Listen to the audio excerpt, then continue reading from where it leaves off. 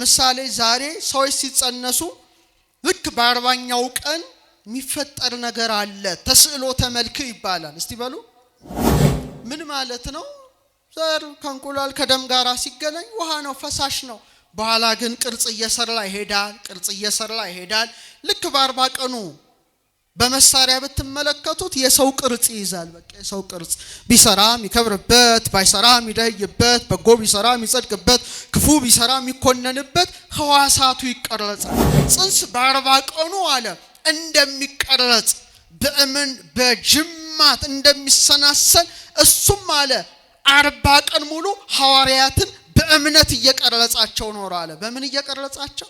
በእምነት ስለ እግዚአብሔር መንግስት እየነገራቸው ቆይቷል። ለዚህ ነው ቤተክርስቲያናችን ዛሬ ውርጃን አጥብቃ የምትኮነነው። ኢየሱስ ክርስቶስ በ40ኛው ቀን አርጎ ለ40 ቀኑ ጽንስ ጭምር ምን ብሎለታል? ዛሬ እኔና እናንተ ክርስቶስን ትኩር ብለን ነው የምንመለከተው ወይስ ቲክቶካችንን ነው አተኩረን እያየን ያለ ነው? የሐዋርያት አይን ያረገውን ክርስቶስን ያያል። የኔና የናንተ አይን ቲክቶክ ላይ ሶሻል ሚዲያ ላይ አተኩሮ ፈጦ እስኪፈዝ ድረስ ይመለከተዋል። ህፃናት ነጭ ወረቀቶች አይደሉም። በማህፀን ያውቃሉ፣ በማህፀን ያመሰግናሉ። ያሬድ አባታችን ድጓው ላይ ምን ይላል? እምከርሰእሙ አይመረ ሰገደ ወአንፈራጸ። ዮሐንስ በእናቱ ማህፀን አወቀ።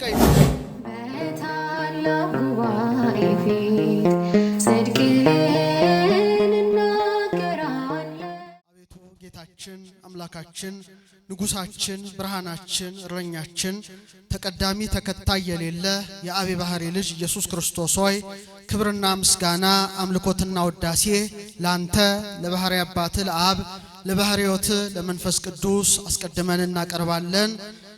ክቡራን ሊቃውንተ ቤተ ክርስቲያን ላይከ ወንጌል ልሳነ ጳውሎስ ክቡራን መምህራን በአውደ ምሕረት ላይ ያላችሁ ክቡር መላከ ስብሐት ቀሲስ አሸናፊ ገብረ ማርያም የተወደዳችሁ የተከበራችሁ የክርስቶስ ቤተሰቦች በትንሣኤው ሰላምታ ክርስቶስ ተንሥአ እሙታን አሰሮ ለሰይጣን ሰላም ኮነ።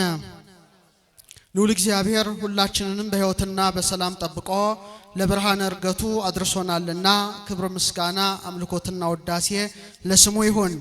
እንደ እግዚአብሔር ቸርነትና እንደ እግዚአብሔር ቅዱስ ፈቃድ ዛሬ የምንማማረው ሐዋርያው ቅዱስ ጳውሎስ በዕብራውያን መልእክቱ ምዕራፍ 1 ቁጥር 3 ላይ የተናገረውን ኃይለ ቃል መነሻ በማድረግ ስለ ዕርገቱ ነውና እግዚአብሔር አምላካችን እግዚአብሔር ንጉሳችን የአውደ ምሕረቱ ባለቤት አንተ ነህና የዕርገትን ምስጢር ትገልጥልን ዘንድ ቅዱስ ፈቃድ ይሁንልን። እስቲ በሰማያት በሉ እስቲ አይሰማም። በጌትነቱ ቀኝ ተቀመጠ። ይህንን ያስተማረው ብርሃነ ዓለም ማይቶተ ቤተ ክርስቲያን ቅዱስ ጳውሎስ ነው።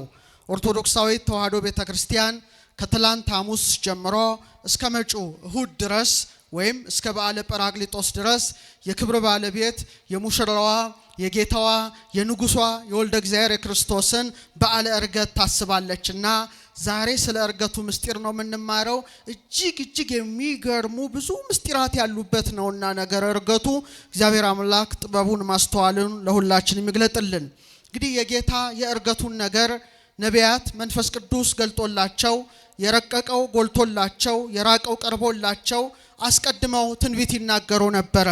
በተለይ መዝሙረኛው ቅዱስ ዳዊት መንፈስ ቅዱስ ገልጾለት ከጌታ 1000 ዘመን ቀድሞ ስለ ጌታ ዕርገት በመዝሙር 46 ከቁጥር 5 እስከ 8 ላይ አረገ እግዚአብሔር በይባቤ እግዚአብሔር በእልልታ አረገ አለ። በምን አረገ? በእልልታ። ያረገው ማን ነው? እግዚአብሔር ነው። መሲህ ወልደ እግዚአብሔር ኢየሱስ ክርስቶስ በእውነት እግዚአብሔር መሆኑን ዳዊት መሰከረ። አምላካችን በእልልታ እግዚአብሔር በመለከት ድምፅ አረገ። ዘምሩ ለአምላክነ ዘምሩ፣ ለአምላካችን ዘምሩ፣ ለንጉሳችን ዘምሩ እያለ በእውነት አምላክ ወልደ አምላክ ንጉሠ ነገሥት ኢየሱስ ክርስቶስ ወደ ሰማይ በሚያደርግበት ጊዜ መላእክት ነገደ መላእክት በሙሉ እየዘመሩለት መላእክት ቀንደ መለከት እየነፉ ወደ ሰማይ ማድረጉ ተገልጦለት ዘምሩ ለአምላካችን ዘምሩ፣ ዘምሩ ለንጉሳችን ዘምሩ ካለ በኋላ ምን አለ? እግዚአብሔር እሰይ ነብር ዲበ መንበሩ ቅዱስ እግዚአብሔር ግን በቅድስናው ዙፋን ላይ ይቀመጣል አለ። በአብ ቀኝ መቀመጡን ማን መሰከረ? ዳዊት መሰከረ። ስለዚህ እርገቱ እንደ እንግዳ ደራሽ እንደ ውሃ ፈሳሽ ሳይሆን አስቀድሞ በነቢያት የተነገረለት የክብር ባለቤት ኢየሱስ ክርስቶስ ነው። ዳግመኛም ዳዊት በመዝሙር 67 ቁጥር 18 እና እዛው ቁጥር 33 ላይ ስትመለከቱ 5500 ዘመን በዲያብሎስ ተማርከው የነበሩትን ነፍሳት ነፃ አውጥቶ ወደ ገነት ካስገባ በኋላ በ40ኛው ቀን እንደሚያርግ ተገልጦለት ምርኮን ማርከ ወደ ሰማይ አረለክ አለ። ምንን ማርከ? ምርኮን ማርከ። ዲያብሎስ 5500 ዘመን የማረካቸውን ነፍሳት የወሰዳቸውን ነፍሳት ከሱ ማርኮ ሊቃና አጋንንትን ሰራዊት አጋንንትን ድል ነስቶ የኔና የናንተ ጌታ የኔና የናንተ አምላክ ኢየሱስ ክርስቶስ ወደ ሰማይ ማረጉ ተገልጦለት ምርኮን ማርከ ወደ ሰማይ አረለክ ካለ በኋላ ስጦታዎችን ለሰዎች ሰጠ አለ። ለምን ሰጠ? ለሐዋርያት አባቶቻችን ባረገ በ10ኛው ቀን መንፈስ ቅዱስን ልኮ ጸጋውን አልብሷቸዋልና ስጦታዎችን ለሰው ሰጠ ካለ በኋላ ጌታ የሚያደርገው በምስራቅ በደብረ ዘይት በተለይ ቢታንያ በምትባለው በደብረ ዘይት ግርጌ በምስራቅ አቅጣጫ ነውና ምን አለ ዳዊት? በምስራቅ በኩል ወደ ሰማየ ሰማያት ላረገ ለእግዚአብሔር ዘምሮ አለ። ለማን ዘምሮ? ኢየሱስ ክርስቶስ ማን ነው? እግዚአብሔር ነው። ይሄን ያስተማረ ማን ነው? ዳዊት ነው። በምስራቅ በኩል አለ ወደ ሰማየ ሰማያት ላረገ ለእግዚአብሔር ዘምሩ በማለት ታላቁ አባት ዳዊት መሰከረ። ዳዊት በዚህ አላበቃም። የእርገቱ ነገር ታላቅ ነውና በመዝሙር 23 ቁጥር 4 ላይ እናንተ መኳንንት በሮችን ክፈቱ አለ። መኳንንተ ውዳሴ መኳንንተ ቅዳሴ አምላካቸው ንጉሳቸው የአብ ባህሪ ልጅ ኢየሱስ ክርስቶስ ወደ ሰማይ ይወጣልና እናንተ መኳንንት የቅዳሴ በራችሁን የምስጋና በራችሁን ክፈቱ። ከጥንት ጀምሮ ያሉት በሮች ይከፈቱ፣ የክብር ንጉስ ይግባ አለ። የክብር ንጉስ ማን ነው? ኢየሱስ ክርስቶስ ነው። ስለዚህ በእውነት ዳዊት ያለው ሊደርስ ሊፈጸም ኢዮር ላይ ያለው ኪሩቤልን የሚመራው ነገደ ኪሩብ ከሰራዊቱ ጋራ ሱራፌልን የሚመራው ሱራፊ ከሰራዊቱ ጋራ ኃይላትን የሚመራው ቅዱስ ሚካኤል ከሰራዊቱ ጋራ ራማ በተባለችው ሰማይ የሚኖረው ነገደ አርባብን የሚመራው ገብርኤል ነገደ መናብርትን የሚመራው ሩፋኤል ነገደ ስልጣናትን የሚመራው ሱሪያል ከሰራዊቱ ጋራ ኤረር ላይ ያለው ነገደ ሊቃናትን የሚመራው ሰዳኬል ነገደ መኳንንትን የሚመራው ሰላቴል ነገደ መላእክትን የሚመራው አናንኤል መኳንንተ ውዳሴ መኳንንተ ቅዳሴ በሮቹን ይግቡ። መኑቱ ዝንቱ ንጉሠ ስብሐት ይሄ ክብር ንጉስ ማን ነው ሲል ብርቱና ኃያል እግዚአብሔር ነው። ክብር ምስጋና ላረገው መሲህ እግዚአብሔር ነው። ኢየሱስ ክርስቶስ እግዚአብሔር መሆኑን ቤተክርስቲያናችን ትመሰክራለች። አሁንም ስለ ወልደ ዳዊት አባቱ ዳዊት ዝም አይልም። በአብ ቀኝ ስለመቀመጡ ምን አለ? ጌታ ጌታዬን ጠላቶችን ለእግር መረገጫ እስካደርግ ድረስ በቀኝ ተቀመጥ አለው በማለት በመዝሙር 109 ቁጥር 1 ላይ መስክሯል። እንግዲህ በእግዚአብሔር ቀኝ መቀመጥ ምን ማለት ነው? እግዚአብሔር ቀኝ ግራ የለውም። እስመ ብሂለ የማን ይመርህ ሀበቱ አይዶ ቶሙ እሪና ሆሙ በክብር ከአብ ጋራ ተካክሎ በእሪና አንድ ሆኖ በአብ ቀኝ ተቀምጦ በየማነ አብ በዘባነ ኪሩብ ተቀምጦ የሚሰለሰው የሚቀደሰው ማን ነው? የአብ ባህሪ ልጅ ኢየሱስ ክርስቶስ ነውና ነቢያት አስቀድመው እንዲህ አድርገው የእርገቱን ቦታ አቅጣጫውን ያደረገው ማን እንደሆነ ጭምር የሰበኩለት የኔና የናንተ ጌታ ሞትን ድል አድርጎ በተነሳ በ40ኛው ቀን ወደ ሰማይ አረገ። ክብር ለሱ ይሁን፣ ክብር ለሱ ይሁን። እሱም ደጋግሞ ስለ እርገቱ ይነግራቸው ነበረ። በተለይ በዮሐንስ ወንጌል ምዕራፍ 6 ቁጥር 62 ላይ ምን አለ? እንግዲህ የሰው ልጅ አስቀድሞ ወደ ነበረበት ሲወጣ ብታዩ እንዴት ይሆናል ይላቸዋል። አስቀድሞ ምን ወዳለበት? ወደ ነበረበት። በጣም ብዙ ቦታ ነው የነገራቸው። ወደ አብ በመሄዴ ደስ ባላችሁ ነበረ፣ ከሆነም በኋላ ታምኑ ዘንድ አሁን አስቀድሞ ሳይሆን ነግሬያችኋለሁ። ዮሐንስ ወንጌል ምዕራፍ 14 ቁጥር 28 እንደገና ቁጥር 16 ቁጥር 5 ላይ አሁን ግን ወደ ላከኝ እሄዳለሁ ከናንተ ወዴት ትሄዳለህ ብሎ የሚጠይቀኝ የለም፣ ወደ አብ ስለሚሄድ ከዚህ በኋላ ስለማታዩኝ ነው እያለ በእውነት ወደ አብ እንደሚሄድ እንደሚያደርግ ማን ነገራቸው? ክርስቶስ ነገራቸው። ሞትን ድል አድርጎ ከተነሳም በኋላ ማርያምን ምንድነው ያላት? ማርያም መግደላዊትን ገና ወደ አባቴ አላረኩምና ምን አትበኝ አትንኪኝ ይላታል። ስለዚህ እንዲህ ያደረገ ራሱ ባለቤቱ ኢየሱስ ክርስቶስ ስለ እርገቱ እየነገራቸው በእውነት ሞትን ድል አድርጎ ከተነሳ በኋላ ስንት ቀናት ከነሱ ጋር ቆየ? 40 እስቲ በሉ ድገሙት እስቲ። ለምን 40 ቀን ቆየ? ይሄን ሁሉ ዛሬ የምናየው ይሆናል። ሉቃስ በሐዋርያት ሥራ ምዕራፍ 1 ቁጥር 2 ላይ ምን አለ? 4:2 ላይ ምን አለ? 40 ቀን እየታያቸው ስለ እግዚአብሔር መንግስት ነገር እየነገራቸው በብዙ ማስረጃ ከሕማማቱ በኋላ ሕያው ሆኖ ለነርሱ ራሱን አሳያቸው አለ። በብዙ ማስረጃ እስቲ በሉት ከሕማማቱ በኋላ ሉቃስ ጠንቅቆ ነው የጻፈው። ዛሬ ይህን ሁሉ ኃይለ ቃል በደንብ አድርገን መፈተሽ ይገባል። በብዙ ማስረጃ ከምኑ በኋላ? ከሕማማቱ በኋላ። ይሄ ቃል ትልቅ ቃል ነው፣ ቅዱስ ቃል ነው። ጌታችን የተነሳው በረቂቅ መንፈስ አይደለም፣ ወይም ደግሞ ስጋን ጥሎ መለኮት ብቻ አይደለም፣ ምትሃት አይደለም። በእውነት ትንሳኤው ምንድነው? አማናዊ ትንሳኤ ስለሆነ በብዙ ማስረጃ አለ። በምን ማስረጃ? በብዙ ማስረጃ።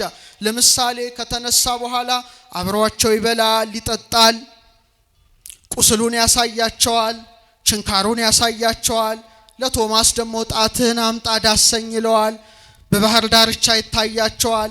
በመንገድ ላይ ለኤማሁስ ወደ ፍኖተ ኤማሁስ በኤማሁስ መንገድ ላይ ለሁለቱ ይታያቸዋል። በተለያየ ጊዜ ይታያቸዋል። በዚህ ሁሉ ምን ይሰጣቸው ነበረ? ማስረጃ ይሰጣቸው ነበረ። ሉቃስ ከሕማማቱ በኋላ ብሎ የጻፈው ያ የታመመው፣ የተገረፈው፣ የደማው፣ የቆሰለው፣ የተቀበረው አካሉ ራሱ በክብር ተነስቷልና በብዙ ማስረጃ ከሕማማቱ በኋላ በማለት በእውነት ወንጌላዊ ሉቃስ ጽፎልናል። ስንት ቀን እየታያቸው አለ? 40 ቀን። እስቲ በሉ መታየት ነው።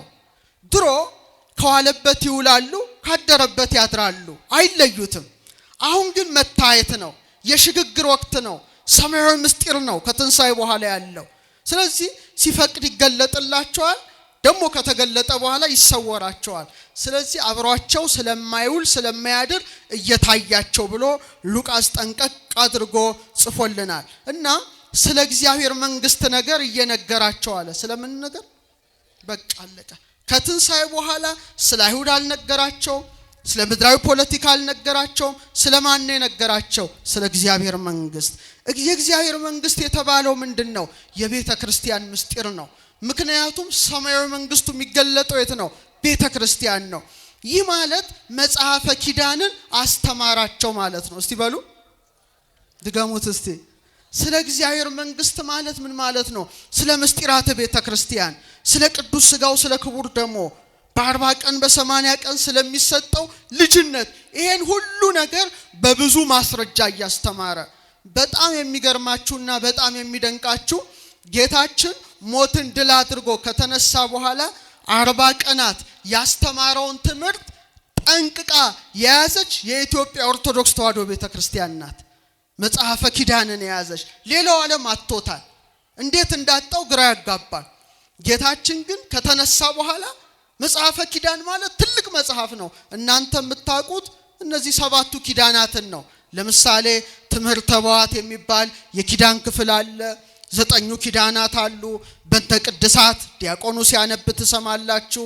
እግዚአብሔር ዘብርሃናት አዲስ አማኝ ሲመጣ የሚጠመቅበት፣ በሰማይ ያሉ ዲያቆኑ ቅዳሴ ላይ የሚናገረው ቅዳሴ እግዚእን ታውቃላችሁ።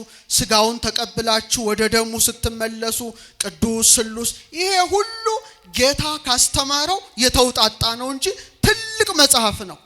ለዚህ ነው ዛሬ ዩቲዩብ ላይ ብትመለከቱ በጣም ታዋቂ የፊልም አክተሮች የጌታን የስቅለቱን ፊልም ሰርተዋል።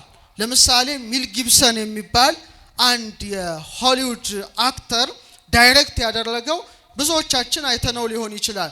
ዘ ፓሽን ኦፍ ክራይስት፣ የክርስቶስ ሕማማት የሚል ፊልም አለ።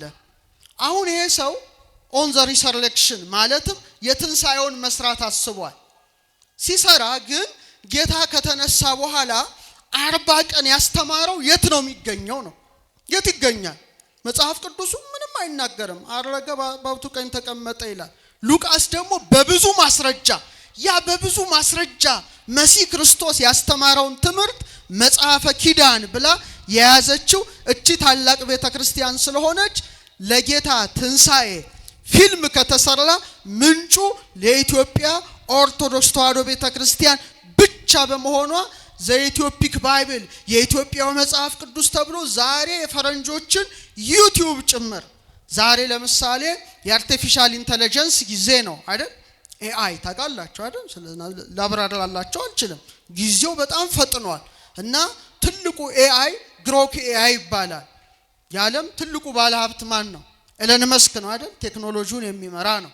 ይሄ ሰው የሰራው በብዙ ቢሊዮን ዶላር ያበለጸገው ሰው ሰራሽ አስተውሎት የሚባል አለ፣ መረጃ የሚሰጥ። ይሄ መረጃ የሚሰጠው ይሄን የኢትዮጵያ ኦርቶዶክስ ተዋሕዶ ቤተክርስቲያን መጽሐፍ ቅዱስን ሲያስገቡለት ተንትኖ በዓለም ላይ ስለ ክርስቶስ ትንሳኤ በብቸኝነት መጽሐፉን የያዘችው የኢትዮጵያ ቤተክርስቲያን እንደሆነች በእውነት ተመስክሯል። ደስ ይበላችሁ። ይሄ ትልቅ ነገር ነው። እንደ ቤተክርስቲያን ቀላል አይደለም። ዓለምን ያነጋገረ ዜና ነው። ስለዚህ በብዙ ማስረጃ መጽሐፈ ኪዳንን አስተምሯል። የሚገርማችሁ አንዱ ትልቁ መጽሐፈ ኪዳን ስለ ጥጦስ ይናገራል፣ ስለ ሐሳዊ መሲህ ይናገራል፣ ስለ ምጽአት ይናገራል። አንዱ ደግሞ እንደ አንቀጽ በእንተ ስርዓትን ያስተምራል። ስለዚህ የክብር ጌታ ንጉሠ ነገሥት ኢየሱስ ክርስቶስ በእውነት የትንሳኤውን እውነት ያረጋገጠበት፣ የሐዋርያትን ፍርሃት ያስወገደበት፣ የቤተ ክርስቲያንን ስርዓት የተከለበትን 40 ቀናት ሙሉ ሐዋርያትን ሲያስተምር ቆየ። ስንት ቀናት? ለምን 50 ቀን አላስተማረም? ለምን 30 ቀን አላስተማረም? ለምን 40 ቀን መረጠ? ይሄ ትልቅ ምስጢር ነው። በከንቱ አይደለም። የመጀመሪያው አባት የሰው ልጆች ማን ነው? አዳም። አዳም በተፈጠረ በ40ኛው ቀን ወዴት ገባ? ኩፋሌ ስታነቡ ወደ ኤዶም ገነት ገባ። አዳም የእግዚአብሔር ብረት ወዳለበት የብርሃን ቦታ ወደ ሆነው የክብር መኖሪያ ወደ ሆነው የሕይወት ዛፍ ወደ ተተከለበት ወደ ኤዶም ገነት ገባ። ሁለተኛው አዳም ማን ነው? ኢየሱስ ክርስቶስ ነው። ጳውሎስ ምን አለ? የመጀመሪያው ሰው አዳም ሕያው ነፍስ ሆነ፣ ኋለኛው አዳም ሕይወትን የሚሰጥ መንፈስ ሆነ። አንደኛ ቆሮንቶስ 15:45። ስለዚህ ልክ የመጀመሪያው አዳም ተፈጠረና ምን ተሰጠው? የሕይወት እስትንፋስ ተብሎ ተሰጠው።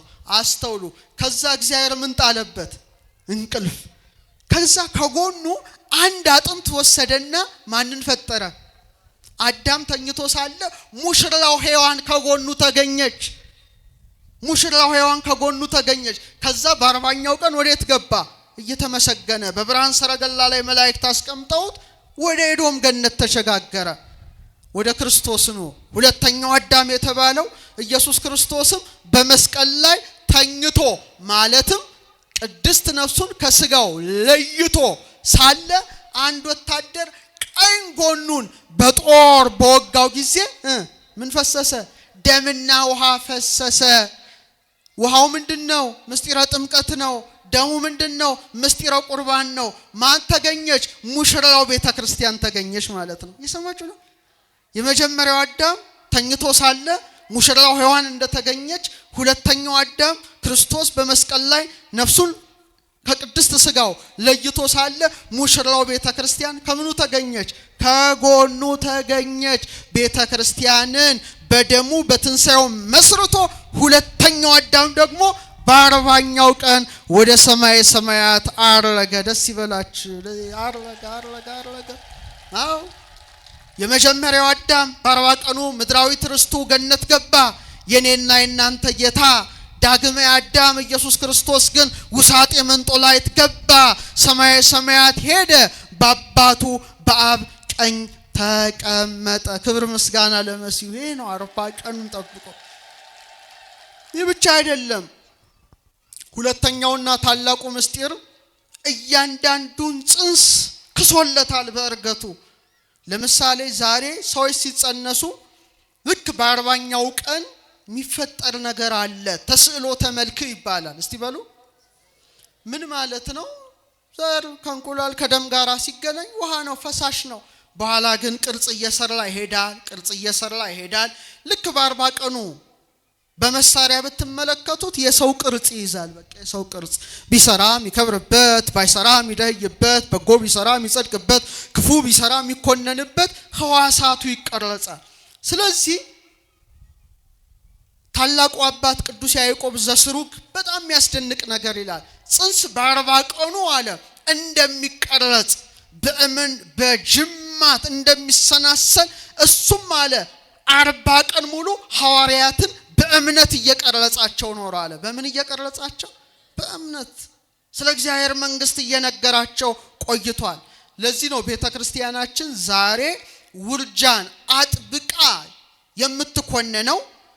ኢየሱስ ክርስቶስ በ40ኛው ቀን አርጎ ለ40 ቀኑ ጽንስ ጭምር ምን ብሎለታል? ክሷል። እስቲ በሉ። ስለዚህ ውርጃ ያደረጋችሁ ሰዎች ንስሐ መግባት ያስፈልጋቸዋል። በጣም የሚያሳዝነው ትንሽ ጨመር ላድርግ እዚህ ላይ ትልቁና ዘግናኙ እልቂት ሁለተኛው የዓለም ጦርነት ነው። ወደ 50 ሚሊዮን 60 ሚሊዮን ሰዎች አልቀዋል። ዛሬ ግን ክርስቶስ የካሰላቸው ህፃናት በማህፀን ቢያንስ በየዓመቱ ወደ 50 ሚሊዮን ህፃናት ይሞታሉ። ታውቃላችሁ? እስካሁን 1 ቢሊዮን የሚጠጉ ህፃናት በውርጃ መልክ ህይወታቸው አልፏል። ማን የካሰላቸው? ክርስቶስ የካሰላቸው ነው። ሰውን ለማደንዘዝ የተቀመጡ የሕክምናውንም ምስጢር የማያውቁ ሰዎች አረ ደም ናቸው ይላሉ። እኛ ግን ደም አይደሉም፣ ሰው ናቸው። ምኖች ናቸው? የ40 ቀኑም ጽንስ የ40 ዓመቱም ሰው እኩል ነው። ለምሳሌ ስንት ክሮሞዞም አለ? ተናገሩ እንጂ አይዟችሁ። 46 አይደል? 46 ክሮሞዞሞች አሉ። ከአባት 23 ከእናት 23 ጽንሱ 46። የዕለቱም ጽንስ 46 ክሮሞዞም አለው። አንተም እኔም 46 ክሮሞዞም አለ። ሰው ነው አይደለም? ሰው ነው። እንደውም በአልትራሳውንድ ብትመለከቱ ልክ የመጀመሪያው ሳምንት ላይ ጽንሱ በጣም ይገርማችሁ በመጀመሪያው ሳምንት ትክክለኛ ቦታውን ይይዛል። የጽንሱ የልብ ትርታት መሰማት ይጀምራል። ደም ሁሉ በሰውነት ውስጥ ይዘዋወራል። ይሄ በስንተኛው ወር ነው? ገና በመጀመሪያው ወር ነው። ልክ ሁለተኛው ወር ላይ ሲደርስ 40 ቀኑ ላይ ማለት ነው። ስንቱ ቀኑ ላይ? አቤት ጌታችን በ40 ቀኑ እንዳረገ ጽንሱም ልክ በ40 ቀኑ አንጎላችን ወይም የህፃኑ አንጎል ኤሌክትሮኢንሴፋኖግራም በሚባል መሳሪያ ሊለካ የሚችል ንዝረት ይፈጥራል። መለካት ትችላል። የ40 ቀን ጽንስ ምኑን? የአንጎሉን ሞገድ ኤሌክትሮኢንሴፋኖግራም።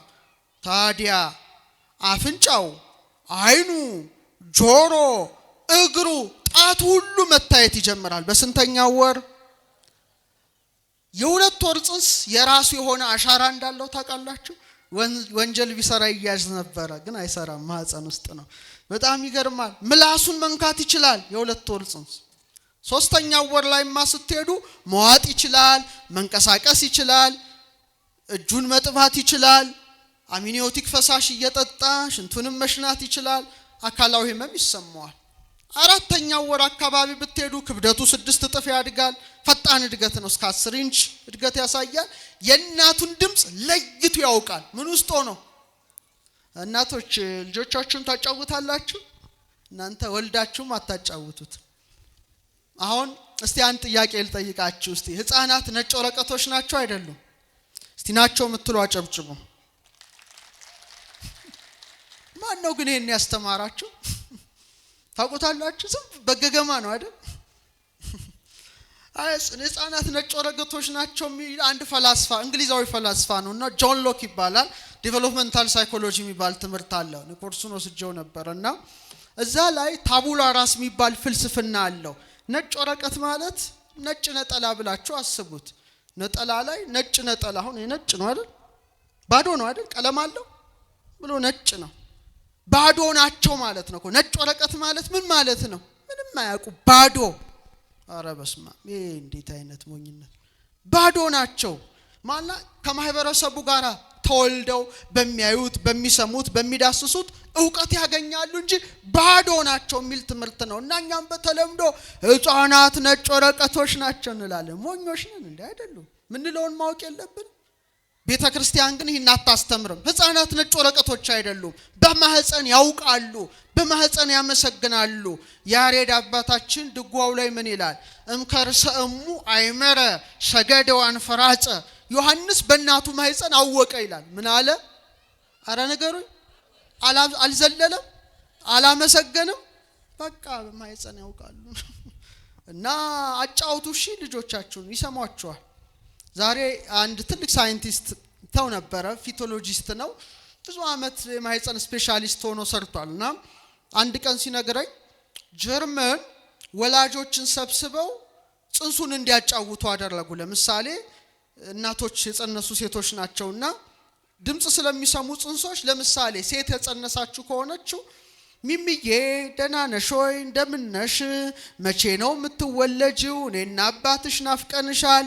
በልብ ትር ላይ ተየልክ ወድሻለሁ፣ በመጠጣው ውሃ ልክ ደስ ምናምን ሲሉ ህፃናቱ ብድግ ይላሉ። ልክ ሰዓቷን ጠብቀው በገና ሲደረደርላቸው ጥሩ ድምጽ ሲሰሙ ብድግ አልትራሳውንድ ያያቸዋል።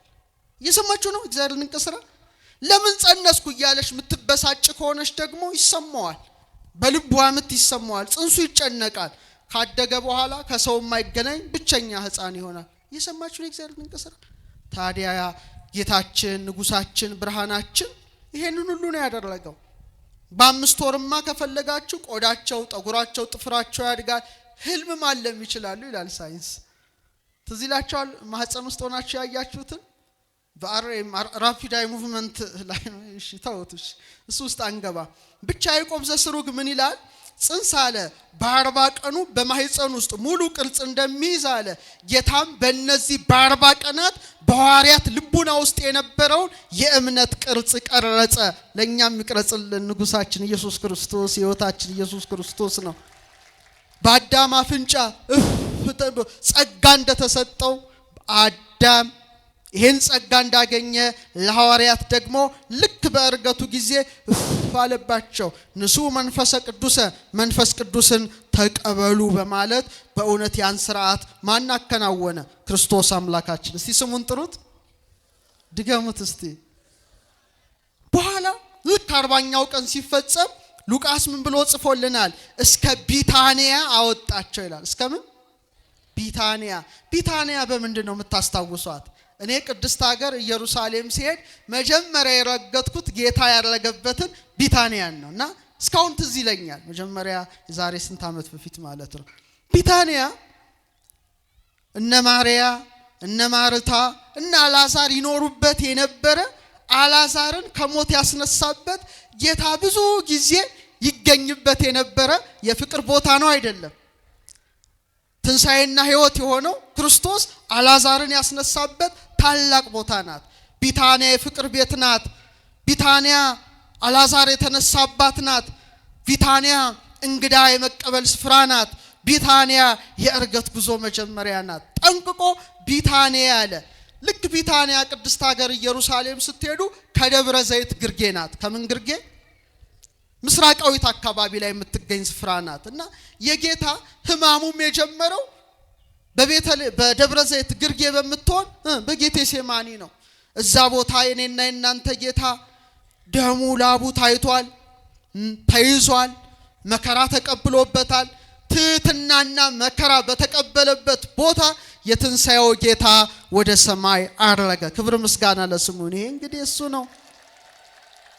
ወዲያው እጆቹን አነሳ ይላል። ምኖቹን አነሳ? ሊቀ ካህናት ነው። የጥንቱ ሊቀ ካህናት መስዋዕት አቅርቦ ከጨረሰ በኋላ እጆቹን ዘርግቶ ማንን ይባርክ ነበረ? ህዝቡን ይባርክ ነበረ።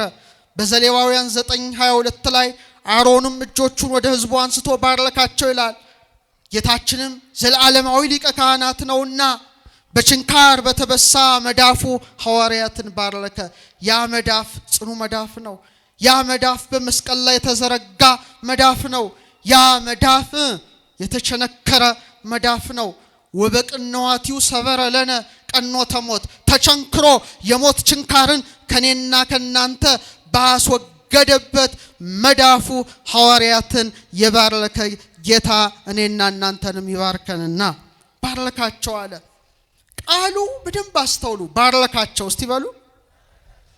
አዳም ያመጣብን ምንድነው? እርግማን ነው አይደል? የመጀመሪያው ሰው አዳም ምድር ካንተ የተነሳ የተረገመች ትሁን አለ። ሁለተኛው አዳም ወደ ሰማይ በሚያርግበት ጊዜ ምን አላቸው? ባረካቸው። እርግማኑ ተወገደ፣ በበረከት ተቀየረ። እልል ያስብል መርገም የለም። የሰው ልጅ ተፈጥሮ በእርግማን ምክንያት እንደወደቀ መሲህ ክርስቶስ ደግሞ በበረከት መለሰው። እርግማኑን በእርገቱ በበረከት የለወጠ የኔና የናንተ ጌታ ኢየሱስ ክርስቶስ ነው። ሲባርካቸውም ወደ ሰማይ አረገ ይላል። ምን እያለ? እየባረካቸው። እስቲ በሉ ሲባርካቸውም በሉ ከነርሱ ተለይቶ ወደ ሰማይ አረገ። ሉቃስ 4:51 ባርኮ አልጨረሰም። እየባረካቸው ነው ወደ ላይ ያወጣው።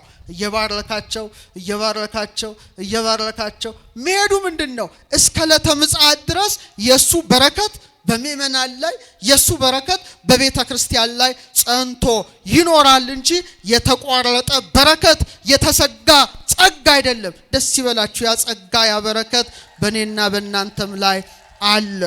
በኢየሩሳሌም በይሁዳ በሰማርያ ሁሉ ምስክሬ ትሆናላችሁ ብሎ በእውነት ሀብተ ክህነትን ስልጣነ ክህነትን ከሰጠ በኋላ እነርሱ ያዩት ከፍ ከፍ አለ።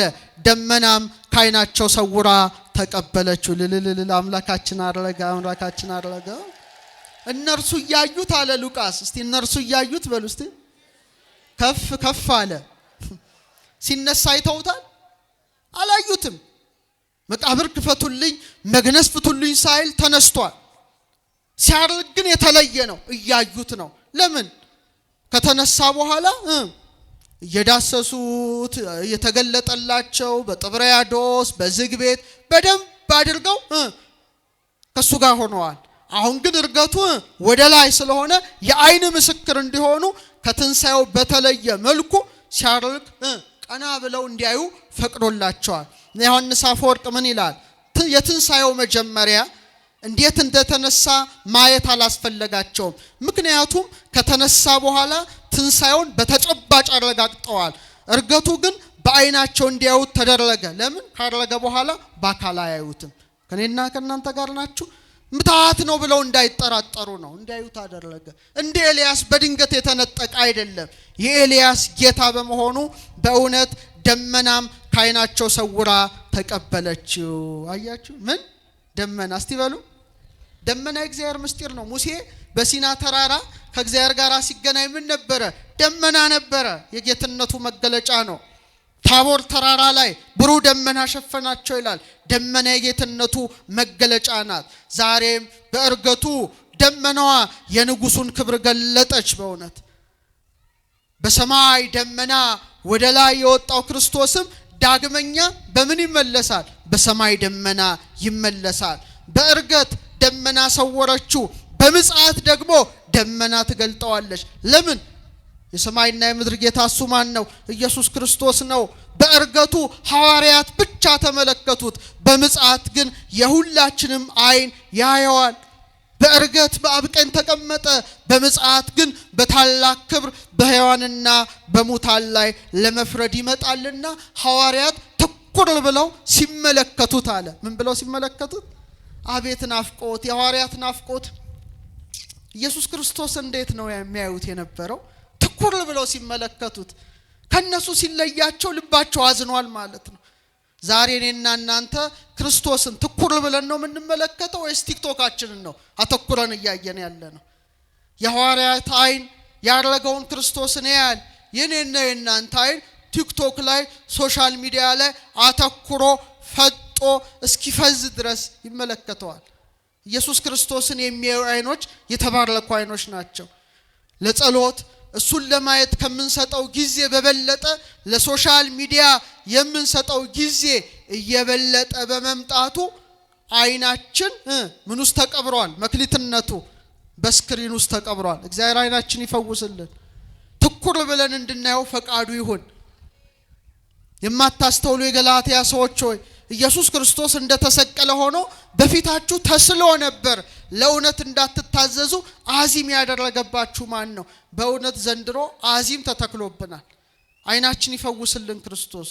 የናፍቆት እይታ ነው። ትኩር ብለው ያዩታል።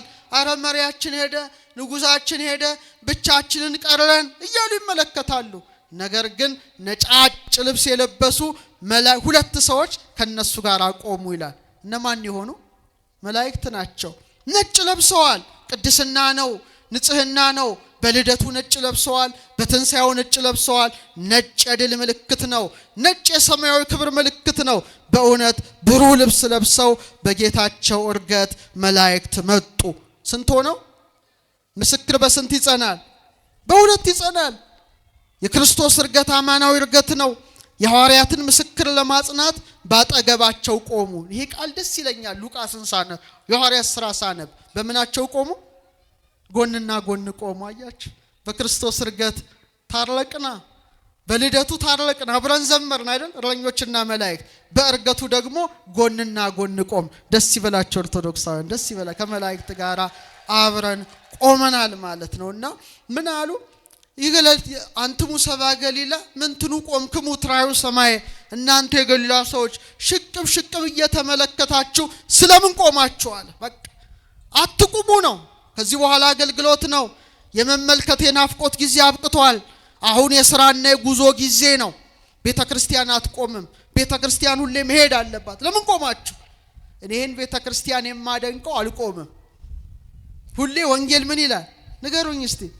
ይሰበክበታል ማለት ነው። አሁን የመቆም ጊዜ አይደለም፣ የመሄድ ጊዜ ነው። ስለምን ቆማችሁ?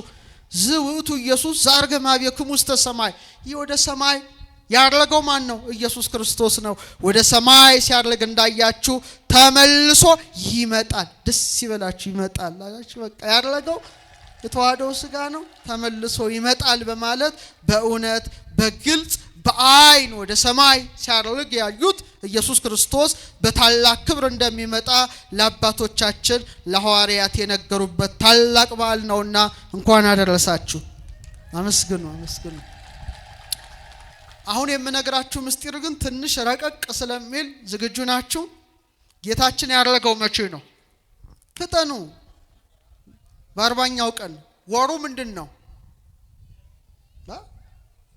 ግንቦት 8። አሁን ልደቱን እና ዕርገቱን ሰማይ ላይ ነው የምንመለከተው። ሁሉም ነገር ሰማይ ላይ አልቋል። ሰማይ ማለት ትልቅ የእግዚአብሔር መጽሐፍ ነው። ፊደላቱ ከዋክብቱ ናቸው። ሰማይ ላይ ያለውን ምስጢር ምድር ላይ ገልጾታል። እንዴት እንደገለጸው አሳያቸዋለሁ። ዝግጁ ናችሁ? ዕርገቱ ሰማይ ላይ አለ፣ ሁሌ እናየዋለን። ለምን ታኅሳስ ተወለደ አስባችሁ ታውቃላችሁ? እሺ ተውት። ሰማያት ይነግራ ስብሐተ እግዚአብሔር፣ ሰማያት የእግዚአብሔርን ክብር ይናገራል ይላል መጽሐፍ። ፀሐይ የተፈጠረችው በስንተኛው ቀን ነው? አረጣቴን አሳየኋችሁ። በ4ኛው ቀን ነው። በስንተኛው ቀን? አስተውሉ፣ በጣም አስተውሉ። እሺ ፀሐይ በ4ኛው ቀን መጣ። ስንት አቅጣጫ አለ? ምስራቅ፣ ምዕራብ፣ ሰሜን፣ ደቡብ። ስንት? 4 ታላላቅ ከዋክብት አሉ። ስንት ወራት አሉ? 12። ስንት የወራት መጋቢዎች ከዋክብት አደረገ እግዚአብሔር ከፀሐይ ጋር የሚሄዱ? 12 መገብታ ወራ። በቃ ጨረሰው እኮ። ወንጌል ሰማይ ላይ ያለቀ። ፀሐይ በስንተኛው ዕለት ተፈጠረ? መጣ። ንገሩኛ፣ ፍጠኑ። በ4ኛው ቀን እንደመጣ የኔና የናንተ ፀሐይ ኢየሱስ ክርስቶስም ልክ በ4ኛው ትውልድ ላይ መጣ። ያዕቆብ ስንት ልጆች አሉት? 12። የመጀመሪያው ልጁ ማን ነው? ሮቤል። ሁለተኛው ማን ነው? ስምዖን። ሶስተኛው ማን ነው? ሌዊ። 4ኛው ማን ነው? ይሁዳ። ልክ በ4ኛው ትውልድ እውነተኛው ፀሐይ መጣ። ፀሐይ ካለ 4 ሊቃነ ከዋክብት ፀሐይን እንደሚያጅቡ ስንት ወንጌላውያንን መረጠ? ማቴዎስ፣ ማርቆስ፣ ሉቃስ፣ ዮሐንስ። 12 ከዋክብት ፍኖተ ፀሐይ አለ። ኤክሊፕቲክ ይባላል። እኛ በአስትሮኖሚው ትምህርት ኤክሊፕቲክ ማለት ፀሐይ የምትጓዝበት መንገድ ነው። ፍኖተ ፀሐይ ይባላል ባቡሻሩ። 12ቱ ከዋክብት በአመት ውስጥ ይከተላሉ ፀሐይን። የሰማችሁ ነው? ስንት መንፈሳውያን ከዋክብት መረጠ እሱ? ኧረ 12 ማናቸው? ሐዋርያት። ልክ እንደ አራት ወቅቶች አራት ወንጌላውያን እንደ 12 ወሮች 12 ሐዋርያት መረጠ። አለቀ። በስንተኛው ወር ተወለደ? መስከረም፣ ጥቅምት፣ ህዳር፣ ታኅሳስ። ያስተዋላችሁ ነው? በጣም ጥሩ በጣም ጥሩ። ታኅሳስ ላይ የሚከሰት ነገር ምን አለ እስቲ ንገሩ። ሰማይ ላይ ረዲያ አይደለም የገና ጀንበር ቶሎ ይመሻል አይደል? በጣም ቶሎ ነው የሚመሻው። በጣም ቶሎ አውሮፓማ ቶሎ ነው የሚጨልመው። እኛ ጋር እንደውም እንትን ላይ ስላለን ኢኩዌተር ላይ ስላለን እንጂ ሌላው ዓለም ቶሎ ይጨልማል። ኢየሩሳሌም ስትሄዱ ደግሞ ክረምት ነው የተወለደበት። በጣም ቀኑ የሚያጥርበት ሌሊቱ የሚረዝምበት ቅዝቃዜ በረዶ ባለበት ወቅት ነው ጌታ የተወለደው። ያረጋው ግን በተቃራኒ ነው። በደንብ አስተውሉ። አሁን አንድ ጥያቄ ልጠይቃችሁ። መብራት በደንብ የሚያበራው ከፍ ብሎ ሲሰቀል ነው ዝቅ ብሎ? ከፍ ሲል ብርሃኑ ይታያል፣ ዝቅ ሲል ትንሽ ነው።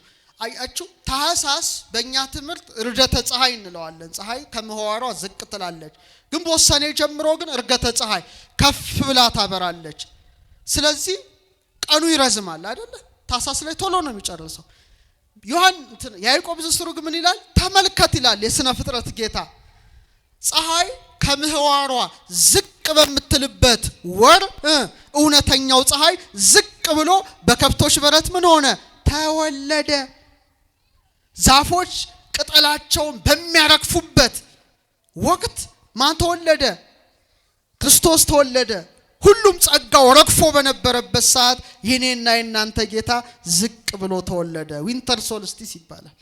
ግንቦትና ሰኔ ላይ ግን ይለወጣል።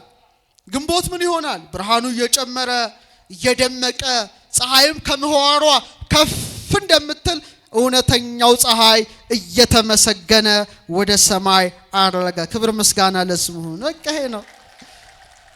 ስለዚህ ፀሐይ ዝቅ በምትልበት ወር መሲሁ ፀሐይ ክርስቶስ ተወለደ። ፀሐይ ከፍ በምትልበት ወር እርገቱን አደረገ። ይሄን ምስጢር ማወቅ በጣም በጣም በጣም ያስፈልጋል።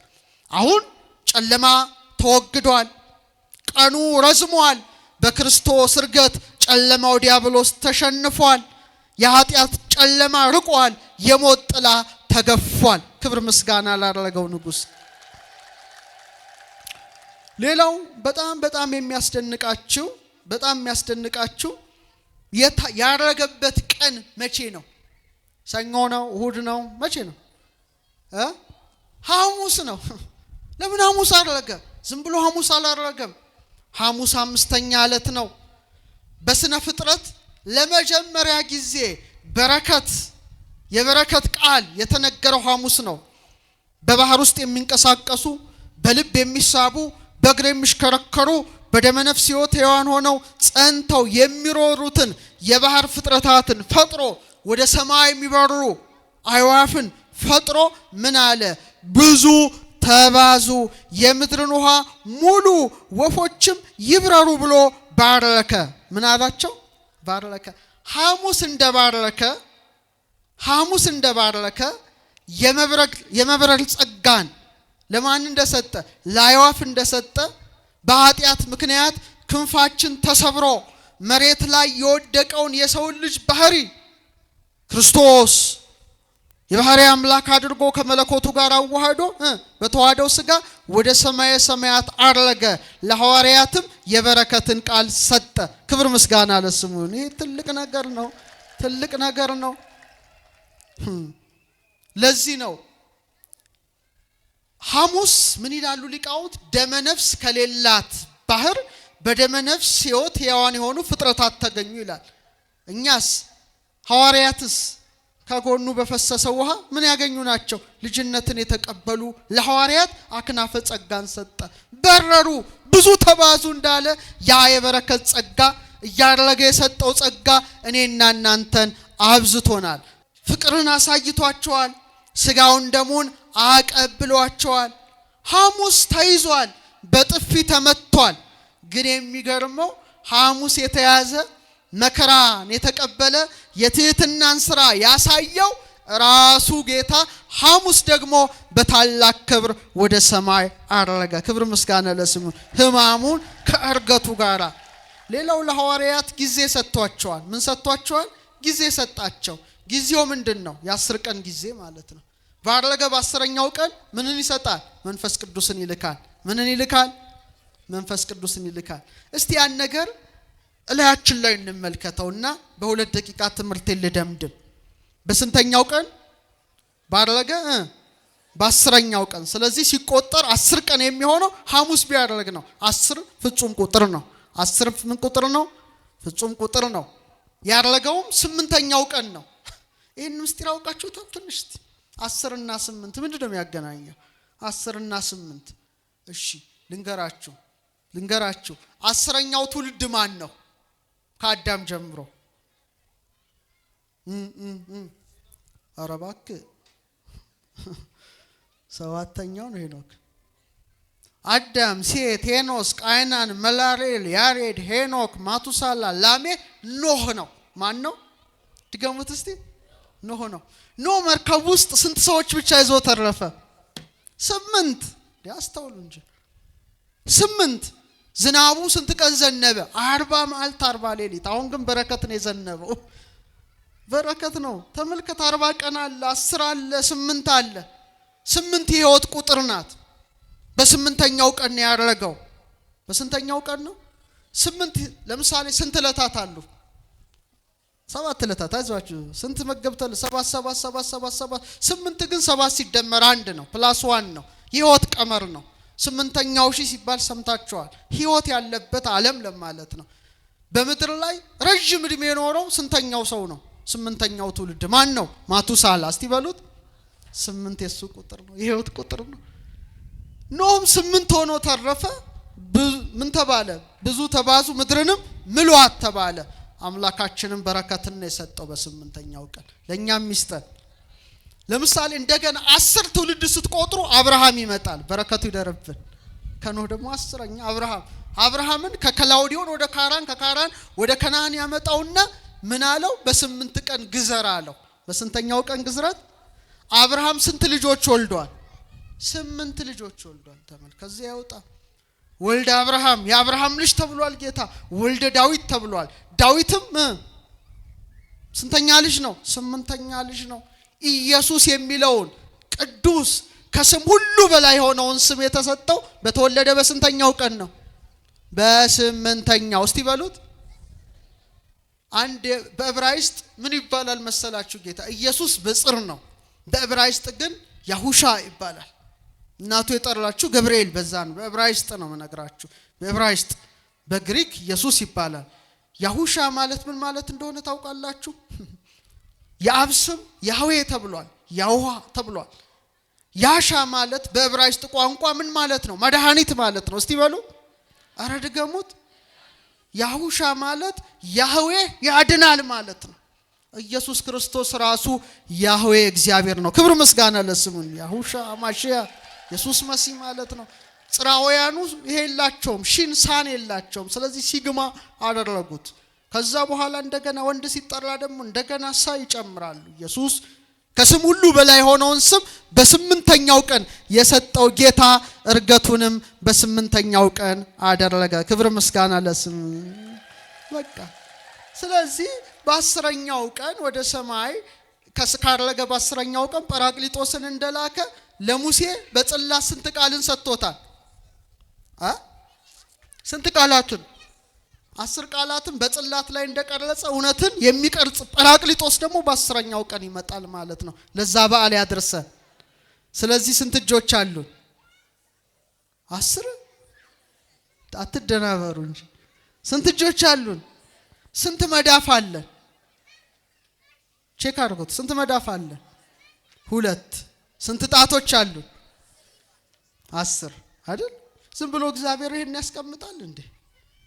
የሙሴን ሕግ በጣታችን የልጁን ሕግ በልባችን ነው የጻፈው። እግዚአብሔር አብ እግዚአብሔርን እንደመውደድ ወንድምን እንደመውደድ 2 እጆች አሉን። እንደ 2 መዳፍ ስንት? እንደ 2 ጽላት ስንት መዳፎች አሉን? አረ ነገሩን ሁለት የእግዚአብሔርን ቃል በጣትህ ሰራው ማለት እኮ ይሄ ነው። እንደ 10 ቃላት ስንት አለን? ስንት ጣቶች አሉን? ፍጠኑ እስቲ 10 እንደ 22ቱ ስሞቹ እንደ አሌፋት 22 የራስ ቅል አጥንት አለን። ይሄ ስንት ነው? ስከል ቦንስ ታውቃላችሁ? ራስ ቅል 22 አጥንት ብቻ ነው ያለው። እንደ 7 ዕለታት የአንገት አጥንት ስንት ነው? 7 ነው። መሲህ ክርስቶስ 33 ዓመት ብቻ ነው በምድር ላይ ኖሮ ከ3 ወር ወደ ሰማይ እንዳረገ የእያንዳንዳችን ይሄ ቨርተብሬ ከዚህ ጀምረ እስከዚህ ስትወለድ አልፋ እግዚአብሔር የሚሰጥ 33 አጥንት ነው። ራስ ቅል ጎልጎታ ነው። ይሄ ደስ ይበላችሁ። ለሱ ጎልጎታ ነው፣ ለሱ ደብረ ዘይት ነው፣ ለሱ ቢታንያ ነው። እንደ መቅደሱ 2 ምሰሶች 2 እግርን የሰጠን እሱ ማን ነው? ክርስቶስ ነውና እየባረካቸው ወደ ሰማይ ያረገው ንጉሳችን ክርስቶስ በእልልታ በመለከት ድምጽ ወደ ሰማይ እንዳረገ በእርገቱም አርገ ከመያለ በሆነ እርገተ ጻድቃን ንጹሃን እኔና እናንተ መሲህ ክርስቶስ ሲመጣ ደስ ይላል። ከሞት ተነስተን በደመና እንቀበለዋለን። ሙሽራውን ደስ ያሰኝ እንቀበለዋለን። ይሄው ምልክቴ ጥፍርህን ያት በቃቻ ጥፍር ላይ ያለች ጥፍርን ይሄው ጥፍርን አታዩ።